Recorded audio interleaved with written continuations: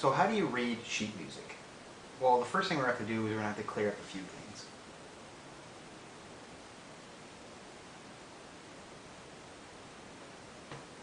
And first thing to clear up is, what are these two things? What are these two symbols? And what do they represent? Well, the first one here, this one is called the treble clef. The treble clef. And this one here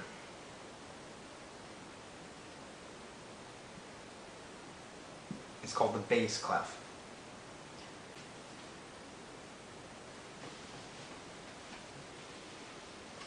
So what do these things represent?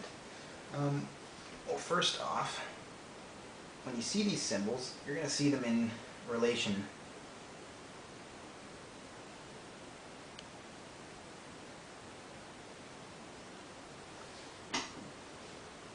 to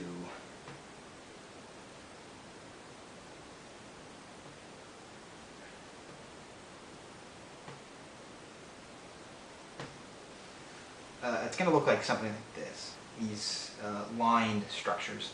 And these are called staffs or staves. These are called staffs or staves. So, staff. Just like that. So, and what are these things? What do these things do? And when you're looking at it, you're going to kind of see like maybe some music that kind of looks like that. Well, the beauty of these things are, this kind of concept is like a universal language of music. And each line in each space represents a note to be played on a piano or any other instrument. So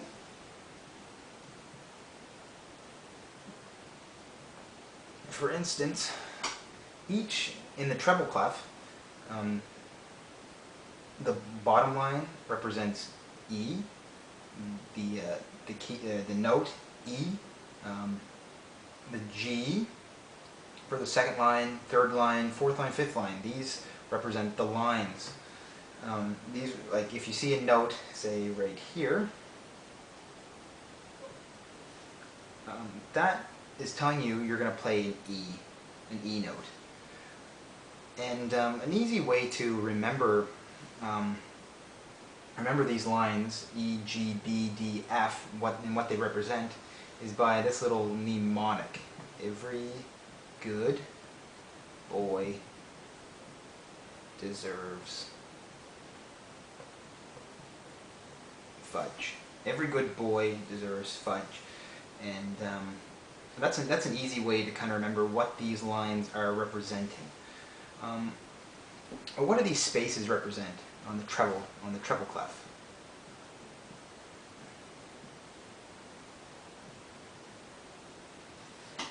They represent, the first space represents F, and then the second A, third C, and fourth E. And so that's a pretty easy thing to remember. All you have to remember is kind of just a face.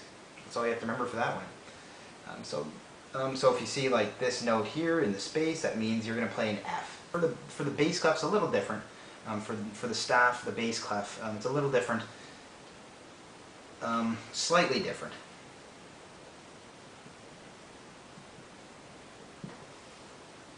The lines represent, the first line represents G, then B, D, F, A, and the spaces represent A, C, E, G. So again, if you see a note, you're just playing what these are representing. An easy way to remember the lines for the bass is this little mnemonic.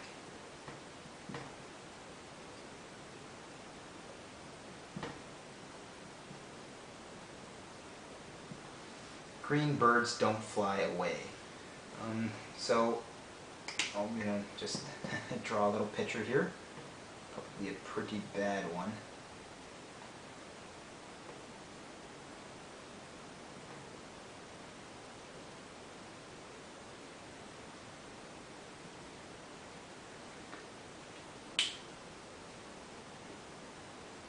So just think about this. If you see a little green bird, just think green birds don't fly away. So that hopefully that'll help you with these lines here. In this one, there's probably a way to memorize this, but really you just remember ace, maybe like a card, ace, and then G, ace, G. And I find that helps quite a bit. So considering there's so many keys on a piano, you've got sharps, and you've got flats, and you've got all this stuff. Where do they come in? Like we're not even seeing these here. We're not even seeing a G sharp. Like, is it like kind of in between like a G and an A? Like, is it kind of like right here? Well, no. When you see the beginning of a staff, you might see something like that, like a notation like that. Well, that's telling you that every G in this staff is going to be sharped. So instead of playing a G, you're going to play a G sharp here if you see a note kind of in this space. If you see a note in this space, you're gonna say, oh, HG, oh, it's a G, and then, oh, this is it's showing a sharp notation, so I guess I'm going to play a G sharp instead. And then other times you might see maybe some kind of notation like this before a note. That means, well, I know HG, second space is a C. Oh, this notation is coming before it. That means I'm going to have to play a C flat, right? So C flat is B, of course. But that's really what, there's going to be certain notations like that are gonna kind of guide you and tell you, oh, okay, this is that, and I'm going to play a sharp instead of just a natural note. And oh, and of course, before I shouldn't forget the natural note. So say if this is sharp at the beginning, I'm supposed to play. So say if it's the A's are sharped at the beginning of a staff, I get to this note here that says A sharp, and then I keep going, I keep reading across the music, and I see this notation here. This notation represents a natural. So if the note comes after that notation, like that, that means I'm not just playing a natural, and in contrast to before where I played an A sharp. So all you have to do is just keep that in mind. But this doesn't really tell you exactly which F or which A sharp to play. So what are these things? What's the main purpose of a treble and a bass clef? And really, a treble clef is your right hand, bass clef is your left hand. But more importantly than that, where these things split, where it differentiates between a treble clef and a bass clef, and that little split is at middle C, the all-important middle C. And if you don't know what that is the fourth C up the piano. So if you just counted from each C, C, C, C, fourth C, okay, that's middle C. And now you can kind of get your bearings where you're supposed to play these now. So if you see this note here, you know, okay, every good boy deserves fudge. E, it's going to be the first E above middle C. See, it's pretty simple and pretty ingenious. We're going to go to the piano now, and I'm gonna actually show you some examples. So here's my little example for you guys, and we're at the piano here. So the first thing we're going to do is we're going to find middle C. So we go all the way down to the bottom of the piano, one C, two C, three C's, and four. So we get to the fourth C. So we know that here's middle C, and now we know where we're at. So if we look here, the first thing we want to look at are the two staffs here. If there are there any notations? Yes, there are. Here's a sharp and another sharp. So what are these representing? Well, again, using the mnemonic I taught you guys, every good boy deserves. So D's are sharped in the treble. You look down here, green birds don't. So D's are sharped in both staffs now.